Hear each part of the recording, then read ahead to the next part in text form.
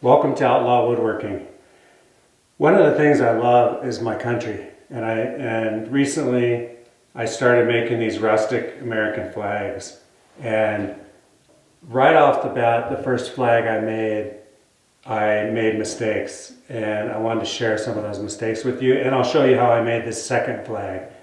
So the mistakes I made on my first flag was I had the Union stars upside down, where the points of the stars were straight down instead of being straight up like they are here. And that was my mistake on my rustic flag. The other mistake I made was, if you see the flag behind me, previously I had the Union on this side, and a viewer pointed out that when you were hanging your flag like this, the Union always needs to be to the left. And he also pointed out, I haven't switched it yet, is that the American flag should be in first position. So it should be on this left side with the Union facing left. So it's fun to learn new things, and I make so many mistakes that I'm learning all the time. And I always felt that, if you're willing, be willing to learn, because you're always going to make mistakes. And I think one of the things about achieving nicer and nicer products or anything in your life is being willing to learn and willing to make mistakes. Part of learning is learning from your mistakes, or hopefully learning from someone else. So hopefully you can learn from my mistakes. So if you're going to make one of these rustic flags, put your stars the right position, and I didn't know about that, and it was a viewer who told me. So anyway, this is my latest American flag, and let me show you how I did it. The first thing I do is chop some wood to 37 inches long, and then rip them down to 1.5 inches wide. So you need 13 strips total, 13 pieces, and I usually cut a couple extra, that way I can choose some better ones, or ones that look nicer for the flag.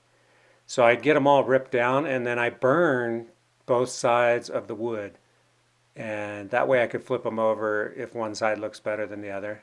I then lay out where the Union stars are going, and this time I point the pointed end of the stars up. I then proceed to stain it. I get all the red stained and all the red stripes stained, and then also stain the blue section for the Union.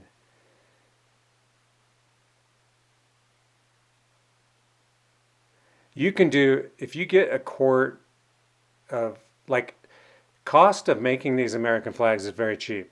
Once you buy your quart of red and blue stain, that stain goes a long way. So you can actually do a lot of flags with just a couple quarts of stain.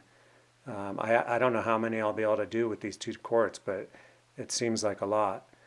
So the staining of each flag probably only costs you about $1. And then you have about, I'm using scrap wood, but if I bought this wood at Home Depot or Lowe's or somewhere, it'd probably be $10 worth of wood. Maybe not even that, $5 or $10 worth of wood. So you got $5 or $10 worth of wood, then you got $1 worth of stain.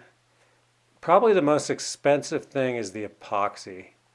And you don't have to use epoxy. You can just use a spray lacquer or something.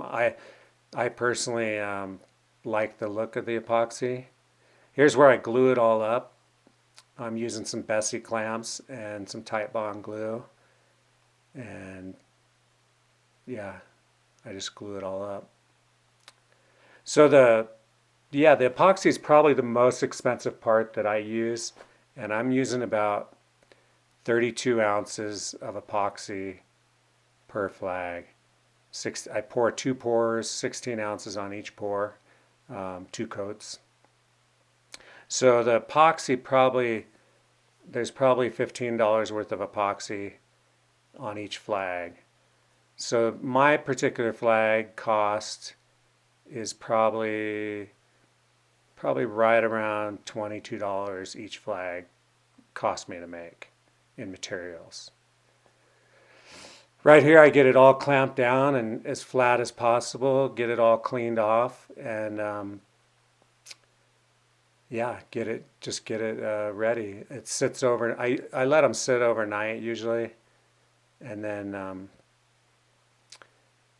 take it back apart the next day. I need to buy more clamps. I got like this hodgepodge of different clamps. Right here is the next day. I take it all apart. I take off a few little glue things that I noticed had come through that I didn't get cleaned off. And this part is interesting. So carving is, so right here I start off the carving using a Dremel bit number 105.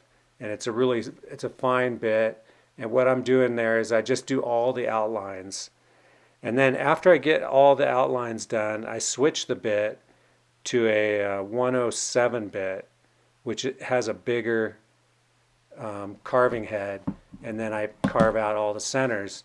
And it came out really nice this time. I preheat my shop. You can see the pellet stove in the background.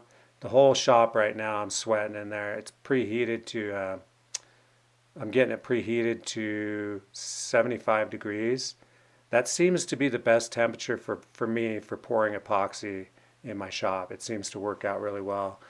So after that little touch-up stain dries, I mix up the first 16 ounces of epoxy, 1-to-1 mixture. I'm using a tabletop epoxy called Super Clear. After mixing it, I only mix it for 3 minutes because I found that if I mix it by hand for 3 minutes, I scrape the edges really good. It seems to pour out really nicely, and I've been having really good success with that. So the first coat, I pour it out. I use a notch trowel and get it all spread out as even as possible. And that's basically the first coat. After I get it all spread out, then I torch it and basically let it sit for, I let it sit for probably at least 4 hours. Right here I torch that first coat and then I let it sit. There's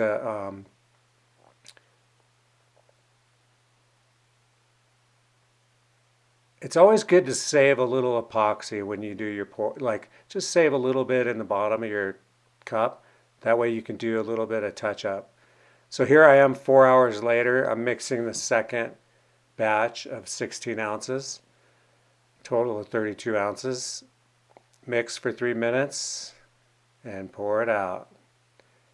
And I'm really starting to have good success with the epoxy. I think it's just a matter of practicing and learning, the techniques and how it turns out. Learning what you can get away with and, what works. Right here is the second coat, and I let it waterfall over the edges. And then I also pour some over the edge to try to give it a really nice even look.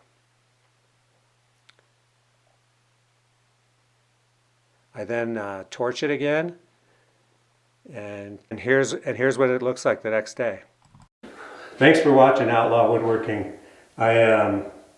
This is one of my, I made this second flag because I had so much fun making the first one, and even though I made mistakes on the first one, I enjoyed it, and I enjoyed making it right and making this second one. One thing during election time with the country so divided, it's important, no matter who you're voting for, love your country. And I think that's getting lost nowadays, is the fact that this is the greatest country in the world. Anyway, thank you for watching Outlaw Woodworking. I hope you enjoyed the video. If you liked it, hit the like, and if you want to watch more, hit the bell. Maybe subscribe if you like it. And yeah, I'll see you next time. Thank you for watching.